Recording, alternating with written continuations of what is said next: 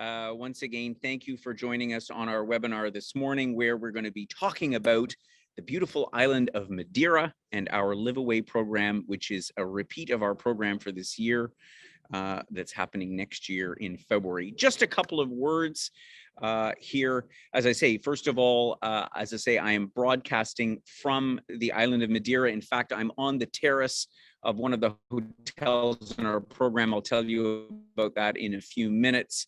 And what can I say? The weather is glorious. Our members are just, most of them are out on a trip to a neighboring island of Porto Santo, which I'll talk about in the program as well. Yeah, this is a beautiful place. It's exceeded everybody's expectations, I think. And so we're happy and to be welcoming new members on the program next year. First of all, a couple of words for those of you who are new to Wheel and Anchor and what we are all about. We are all about a community of travelers from all across Canada who have a like-minded view of taking travel a little bit easy, having fun along the way, getting to know each other, getting to know the locals.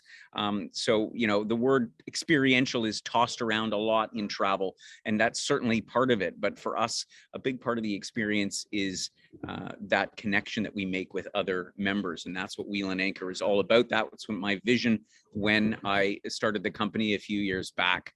Joining me on our webinar today, my name is Gordon, founder of Wheel and Anchor. I'm joined by Paula, who's also going to be on screen in a few minutes. She's our senior trip specialist. Many of you will have spoken with her before, and she is the one who is face-to-face with most of our members.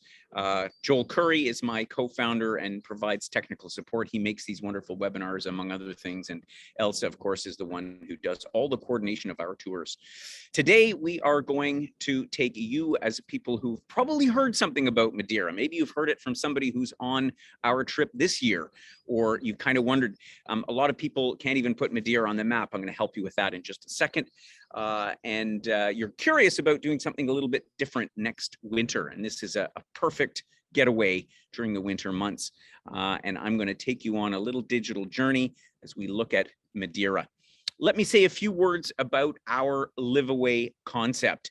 And this is something new that we introduced during COVID as I took a look around the world and the industry and talked to travelers and talked to my colleagues from all corners of the world about what we thought the future of travel was going to be about. And the Live Away concept emerged from that, the idea being that you spend a longer period of time in one place.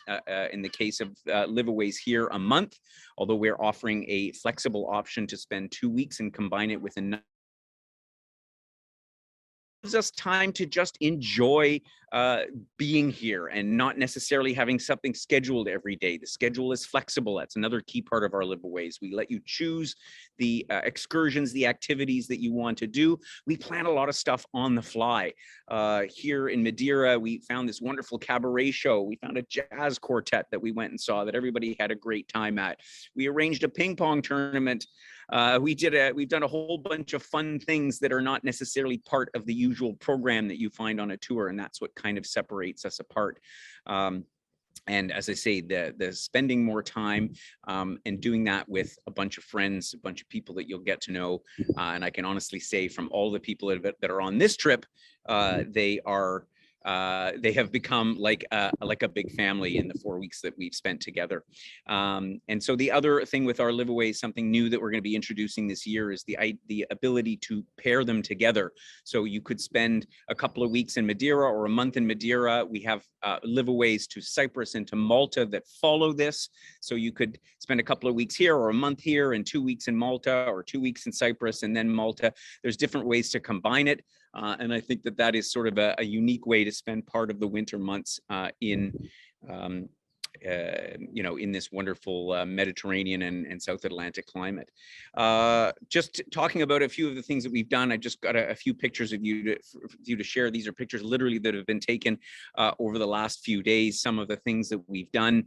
We have everything on this trip from active type excursions, hiking the levadas. These are the irrigation channels. I'll talk about them in a minute. We went off on a sailing trip to some islands called the Desertas. And again, I'll come back to that in a minute as well. This is us in the Zodiac boat. We had a kayaking opportunity for some of our members that enjoyed kayaking around from the main center of Funchal that you see in the background there. And we had a number of tours exploring the cultural parts of the island. We tasted, of course, the famous Madeira wine. We went to the rum distillery, and most of all, we took in the incredibly beautiful scenery that you see behind me here. In fact, back there, those are the highest sea cliffs in Europe, so-called Cabo Girao. So, of course, we went up there, and they have a glass floor like they do at the CN Tower in Toronto, where you can look 600 meters down to the beach below. So we did all kinds of fun and interesting thing. And the point, again, is that you can do as much or as little as you like. We had members on our trip this year who ranged in age from their early 50s all the way up into their mid 80s. And so everybody chose the activities that suited them the most. Some people did a little bit, some people just a lot, and others were happy to just relax and enjoy this wonderful weather and wander along the seafront promenade that in fact goes behind me here from the Lido area where our hotels are, all the way down to the fishing village of Camara de Lobos, which is a wonderful way to spend a day. Let me tell you a few of the details about our program so you get a sense about what we're talking about. First of all, Madeira, of course, an island in the Atlantic Ocean off the coast of Morocco, as you can see on the inset map there, part of Portugal, but it's an autonomous region. So even, for example, during COVID, they had completely separate rules here.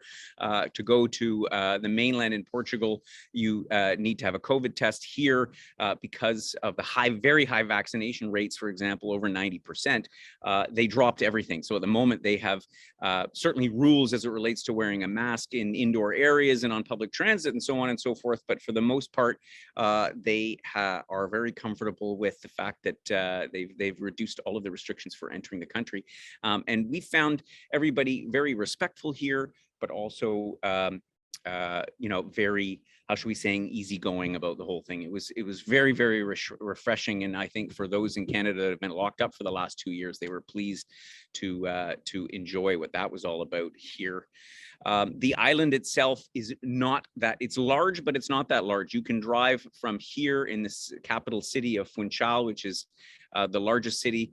The whole island only has about 250,000 people. The majority of them live in and around Funchal. You can drive to the furthest points, Porto Moniz, for example, up in the north, the northwest corner of the island, or out to Machico and Ponta San Lorenzo out in the very east coast, all in about 45 minutes, because they have incredible infrastructure here. So it means that we can spend time staying in one place, not having to change hotels all the time, but at the same time get to visit the different parts of the island.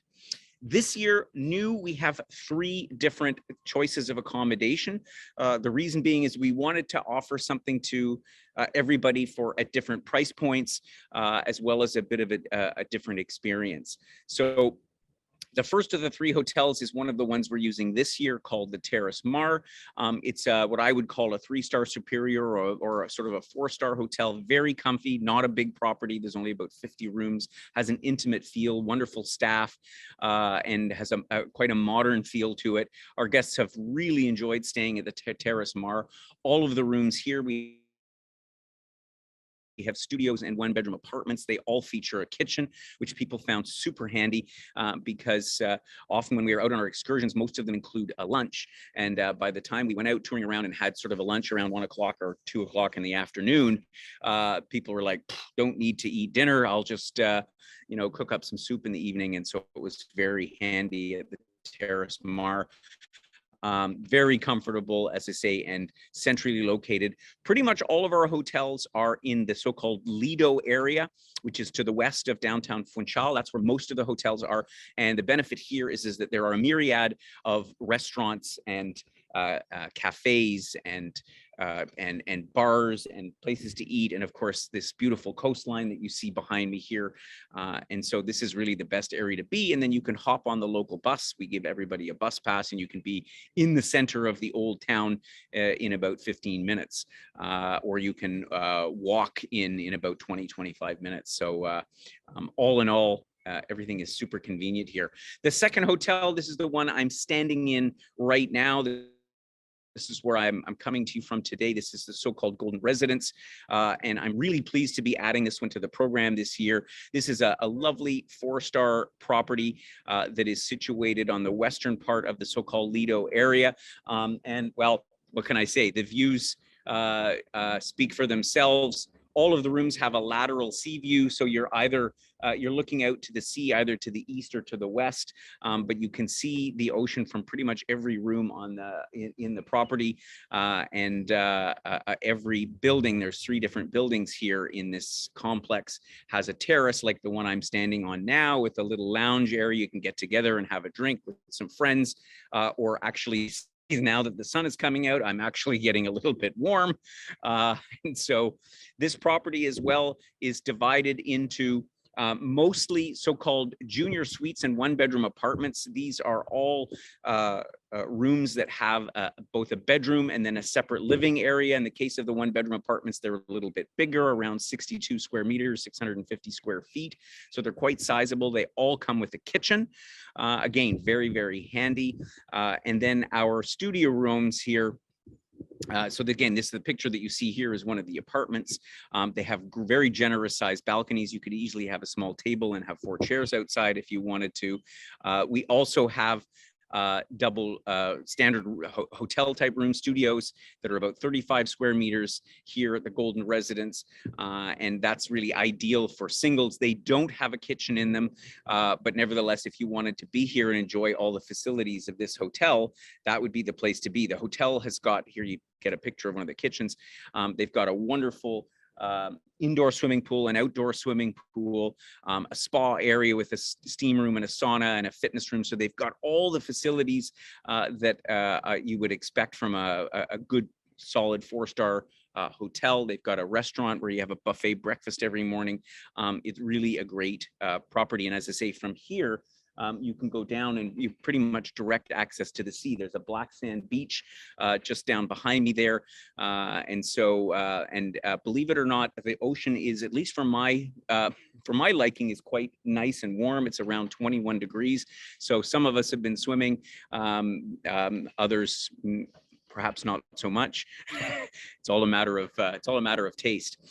And finally, the other new hotel that we have in the program this year is called the Cliff Bay. We decided to add a premium 5-star hotel to our program this year because we know that some of our guests really would like the ultimate in the services experience. The Cliff Bay, which is part of the Porto Bay Group, is one of the premium hotels, not only on the island, but in the whole South Atlantic, amongst all of the islands down here, the Canary in Madeira. It is an incredible property situated, of course, on a cliff with views directly out to the sea. The rooms here sumptuous. It's all about the service in a hotel like this. And of course, they've got an incredible array of amenities, outdoor, indoor pools and jacuzzis. Again, they have direct access to the sea from their seafront. They have a 2 Michelin star restaurant, one of the few in Portugal.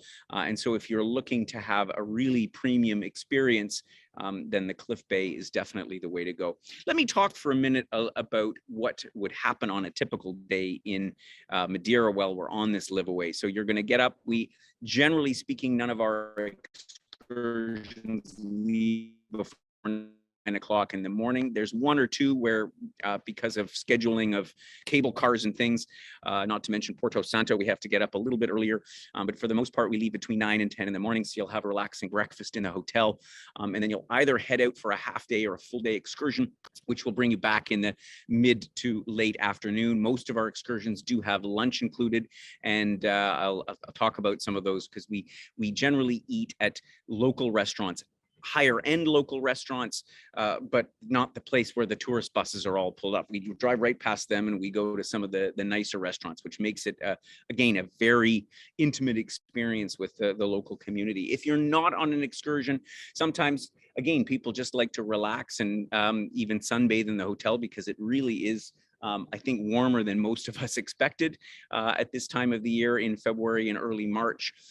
You might take a walk down the promenade around the Lido area, so many cafes, or a walk into town. You pass all these botanical gardens on the way between the Lido and downtown Funchal. Of course, the old town of Funchal with its cobblestone streets and its buildings that date as far back as the 15th century has a wonderful charm, tons of restaurants and cafes, little shops, museums. We point all those things out to you on the orientation tour so that you've got sort of a whole array of things to do. And as I mentioned, we also give a bus pass so that you can travel back and forth between the Lido and downtown Funchal, or as far away as like the fishing village of Camara de Lobos. I was talking to some members that walked down there the other day. It was a good solid 10-kilometer walk, and then they hopped on the bus to come back. So it's very, very convenient. And then the evening, we generally don't include dinners, partly because our lunches are so filling, we don't need to have for dinner, but we also, one of the unique things that we do is we set up a special messaging group that is unique with Wheel and Anchor. And so we communicate with each other in different groups, just like you'd use WhatsApp, for example, and say, who's going to dinner tonight? You know, is there a restaurant that you recommend? And then we get together and we go out and we eat Italian, or we eat sushi, or we eat local Portuguese food. And sometimes we just relax and stay in our hotel. So that's kind of what happens on a typical day in Madeira. And as I say, it's quite flexible, and you know, we generally have a lot of fun. And so the beauty is you travel like you're traveling on your own, but at the same time you've got a community of people to be able to do stuff with. So let's talk about a few of the excursions and the things that we're going to do. One of the first things that we do when we arrive in Madeira on our first days, we do a little orientation of Funchal. Our local guide is Rubina. She's absolutely wonderful. Our guests really enjoyed her because she's a wealth of knowledge, and she's going to take us and walk us from the Lido area past the botanical gardens and point out all the important sites that you might want to visit at some point during the trip, whether it's the fortress or the beautiful cathedral or one of the museums, or the various cafes that have a history back to when the English occupied here in the 18th century. And so you'll get a good sense of what is where and how to get there and all the rest of it as we go around our city tour walk. And like most of our excursions, it culminates in an amazing dining experience for lunch. We'll show you some of the great restaurants that Madeira has to offer. We have three so we call big tours that capture the main parts of the island, the east, the west, and the north. Obviously, the east tour goes to the east side of the island. We first of all drive up to the highest point accessible by road, which is about 1,600 meters above sea level. And depending on the weather, you can get a beautiful view over the mountain, the volcanoes, which, by the way, have been dormant for something like 500,000 years. So Madeira is not like the Canary Islands. It doesn't appear to be any risk of a volcano going off anytime soon, but you get to see the mountains and the incredible formations. And then we head down up to the north coast and over out to Machico, and we see the long peninsula that we will hike down for those that wish on a later day of the trip. And again, some of the amazing scenery on the east tour. The west tour obviously goes to the other side of the island. And here we see some small villages, in particular, Porto Muniz. I pointed it out on the map, where they have volcanic pools on the sea that you can swim in. These were formed by the volcanoes all those hundreds of thousands of years ago. And the ocean water rushes in, and it's a great way to actually swim in the ocean without having to swim in the ocean, so to speak. We'll visit as well some vineyards and the natural park reserve, the Laurel Forest, that you see in much of the central part of the island. On the north tour, we go and visit a wonderful little wine museum, and we go also to the rum distillery. So that's a little bit of a sampling day. We have lunch at Quinta da Forral, which is one of my favorite spots. It's a beautiful hotel on a promontory where you get views down the whole north coast of the island, both east and west. And so those are the major tours that we offer that give you a sense of the whole island. Another feature, and particularly in this upcoming year, is we're going to focus a good half of the trip on hikes and walks. So if you're somebody that's active and you like to get out and do some hikes, Madeira is probably one of the best places that I've been to for that, because they have all these levadas. The levadas are the irrigation channels that were built back since as early as the 15th century is when the settlers started coming here, and they were built to capture the rain that comes out of springs high up in the mountains, as well as the rainwater, and channels it down to the various terraces where all of the agriculture was done, because all the farming, of course, is done on steep slopes here still today.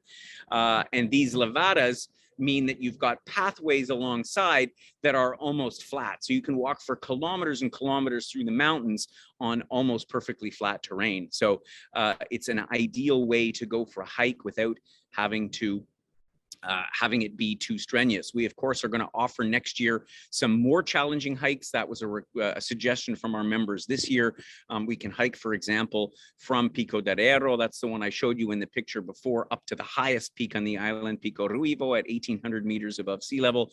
A more challenging hike, but a lot of our members really keen on doing stuff like that. So an active part is going to be really important. And as I say, because the weather's so great, it means that that we can engage in a lot of outdoor activities. We're going to visit places like Aira do Cerrado, which is overlooking the Nuns Valley, again in the central part of the island, and also visiting the fishing village of Câmara de Lobos, where we can see how the fishing industry originated here and the special colorful boats that they use. You can't come to a place like Madeira without tasting your way through. The Madeira wine, of course, is world famous. They love to tell you about how George Washington toasted the world with a glass of Madeira wine at the signing of the Declaration of Independence. There's a lot of history there, and so you'll taste it on many different occasions as you spend your time here. We'll also try out we'll go visit a cookie factory where they make very special cookies that are made from the sugar cane on the island, not to mention a number of other specialties that we have here. So that's our Flavors of Madeira tour. One of the favorites on this trip as well was a visit up to the Monte Palace Tropical Garden. And here, this is a beautiful botanical garden that was built by wealthy Brits back in the 19th century. And it is rated as one of the top 13 botanical gardens in the world. I was quite taken aback by this, with a beautiful palace in the middle of it. And so we'll take the cable car that goes right up into the Monte and do a tour around before zooming back down into Funchal, into the city, on these so-called toboggans, these wicker sleighs with two guys driving you down. It's really quite an experience, and was one of the most popular excursions that we did. We'll also tour part of the coastline by boat. We have a couple of boat trips. One of them is a Spanish that we were on just 2 weeks ago, Maria, that was sailed by Christopher Columbus, who of course came from Porto Santo, the neighboring island to Madeira here. And we sail out looking for whales and dolphins. We spotted a whole bunch of bottlenose dolphins when we were out a couple of weeks ago. Just the other day, we did a sailing trip out to the Desertas Islands. These are uninhabited islands that are about 20 kilometers away, and they're incredible rock formations. So it was a beautiful day on a catamaran where we enjoyed just being out in the sun and spotting birds and learning about these fascinating islands that nobody lives on. We've got a Jeep tour in store as well that enables us to go on some of the steeper roads in the middle of the island and get some perspectives that you might not ordinarily see, because of course you can't get there in a regular bus, but only in a Jeep. And we're looking forward to on Saturday, so towards almost one of the last days of our trip, having high tea at Reed's Palace. And Reed's Palace is one of the first, in fact, I think it was the first hotel that was built on the island again back in the 18th century by the British, and they capture that tradition. This is a very high-end hotel, part of the Belmont group of hotels, and we're going to have a wonderful high tea. And they also have a botanical garden there that we're looking forward to visit. So Again, that's just a sampling of some of the trips and excursions that we will do while we are here in Madeira. We also have one overnight option, which is out to Porto Santo. That's in fact where the group is today. They went yesterday on the ferry. It's about a 2.5-hour ferry ride, and Porto Santo is known for its beaches, whereas Madeira doesn't. They have a couple of sort of artificial beaches that they created here, but it's mostly a very rocky coastline. Porto Santo has some incredible beaches. One of them is 7 kilometers long. So we'll go for the day, learn a little bit about the history of this island, where of course Christopher Columbus stopped at some point during his journeys. I don't think it was on the way to discover America, but nevertheless, he was certainly there. And the reviews I've heard so far, I didn't get to go. My colleague, the other host on the trip, went out to Porto Santo, but they're having a marvelous time and wishing they could stay longer. But of course, I think we're all wishing we could stay longer here in Madeira. So that is an overnight option that we've got. Let me just touch on a little bit of the sort of the additional information. I know that some people will ask about the weather here. This is known as the Island of Eternal Spring. I'm hoping today is a testament to what the weather is like. Sometimes it's a bit cloudy, but often it is brilliant sunshine, and generally around, it's been between 20 and 22 degrees. I think we all found it a little bit warmer than we expected, because I know folks were rushing off after the first day or two to buy shorts and light skirts and so on and so forth. It does rain. We had about 3 or 4 days where we had some pretty heavy rain and some wind here, but that's part of the experience on being on the island, and it didn't really bother anybody. In fact, we could understand why it is green an island as it is. There'll be a lot more information in the brochure itself, which we're going to send you along with a copy of this webinar. We were just working on the last details. It'll have all of the pricing. As I say, we have 3 different hotel options this year, or I should say accommodation options, because they're more like apartment hotels that sort of range in price depending on what category it is that you'd like to join us in. And again, the important point as well is the fact that we now also offer a 2-week option. That is 2 weeks if you combine it with Malta. So this is designed so that you could, if you decide you don't have the time or don't wish to spend a month in Madeira, although I highly recommend spending a month in Madeira, but you have the option to combine this with one of our other LiveAway destinations. So that is going to be made available to you as well. I'm not going to go through all the detailed inclusions. You can see them here, but one of the main hallmarks of these trips, again, is the fact that we give you an activity credit, so you can choose the excursions that you want to go on. So I know we had one couple that literally booked every single excursion that we had, and then we had somebody else that booked only the top 2 or 3.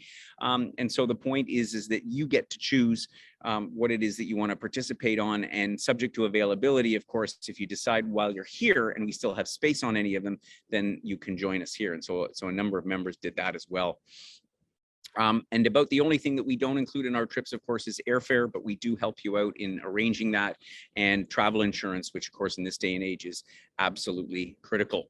We're hoping next year that the airfares will remain somewhat stable, but I think that everybody that came out this year bought tickets that were in this range of price, just to give you a sense for budgeting purposes.